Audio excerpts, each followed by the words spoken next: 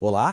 Hoje a gente vai entrar num jogo que era, assim, quase impossível de ganhar. A gente tá falando da vida de um operário lá no comecinho da era industrial aqui no Brasil. Vamos usar anotações da própria época como nosso guia para entender essa realidade que era brutal. Basicamente, o único objetivo do dia era sobreviver até o dia seguinte. E a pergunta já começa direta. Conforme a gente for vendo as condições daquele tempo, fica essa questão no ar. Será que era um teste de força e resistência ou o sistema já era feito para ninguém vencer? Vamos descobrir juntos. Então vamos lá pro primeiro grande desafio, a máquina da fábrica. E não só a máquina de metal, mas todo o sistema. As regras eram bem simples e, olha, brutais. Não tinha espaço para negociar nada. A lógica era uma só, tirar o máximo do trabalhador, custando o mínimo possível. E aqui está a nossa fonte. Pensa nisso como o manual de regras desse jogo. Cada anotação, cada linha, revela as condições desumanas que os trabalhadores enfrentavam. Eles não eram vistos como pessoas, sabe? Eram como se fossem peças de uma grande engrenagem. A primeira regra, a mais básica de todas, era o tempo. Jornadas de trabalhos de até 16 horas. É difícil até de imaginar, né? É mais que o dobro de uma jornada padrão hoje em dia. Isso não era trabalhar, era ter a vida inteira consumida pela fábrica dia após dia. E as horas de trabalho sem fim eram só o começo. Pensa só nessas penalidades constantes. Usando a linguagem de jogo, era como ter um monte de debuffs permanentes.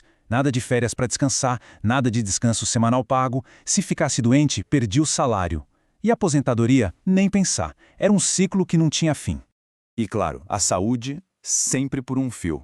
As máquinas não tinham proteção, o ambiente era super perigoso. Acidente que terminava em mutilação ou até morte era uma coisa comum. A barra de vida de um operário, digamos assim, vivia no vermelho, no crítico. O risco de um game over era a todo instante. Mas os efeitos desse jogo não ficavam só dentro da fábrica não. Eles se espalhavam pela cidade toda, afetando todo o mapa social de um jeito bem profundo e que durou muito tempo. E o que disparava essa crise social toda? O salário. O pagamento era tão, mas tão baixo que mal dava para sobreviver. E isso começava uma reação em cadeia de problemas que afetava a sociedade inteira. Esse slide aqui mostra perfeitamente esse efeito dominó. Salário de fome, claro, levava à miséria. A miséria empurrava as famílias para moradias super precárias, como os cortiços e as primeiras favelas que estavam surgindo. E aí já viu, né?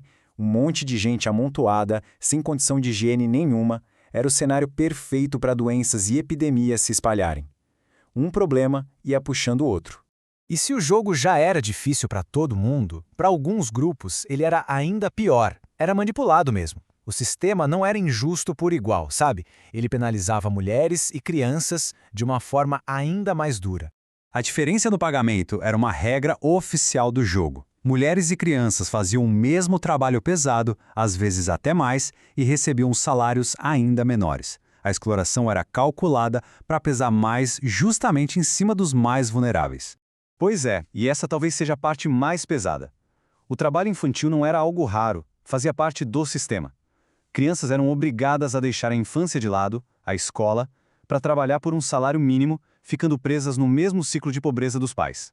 Mas olha, nenhum jogo injusto dura para sempre sem que alguém se rebele. Chegou uma hora em que os jogadores decidiram que não dava mais para só seguir as regras.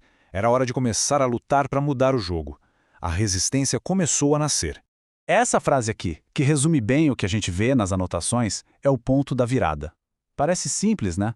Mas ela marca o começo de um movimento gigante que mudou a história do Brasil. Aquele conformismo deu lugar à ação. E como eles reagiram? Desbloqueando habilidades novas. A organização em sindicatos foi o primeiro grande passo.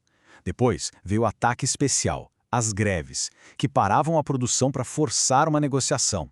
E, por fim, o plano de longo prazo, levar essa briga para o campo político, fundando os próprios partidos. A resistência foi evoluindo, sabe? Como se fosse passando de nível. Não foi da noite para o dia. Foi uma progressão estratégica. Primeiro, se unir nos sindicatos para ter força coletiva. Depois, usar essa força em ações diretas, como as greves. E por último, a jogada mais ousada, buscar o poder político para mudar as regras do jogo de uma vez por todas. E a gente termina com essa reflexão. Pensa aí, férias, descanso semanal, jornada de 8 horas, licença médica, nenhum desses direitos caiu do céu. eles foram conquistados, foram desbloqueados por esses primeiros jogadores que tiveram a coragem de desafiar um sistema tão injusto. A pergunta que fica pra gente é: como é que a gente valoriza essas conquistas hoje?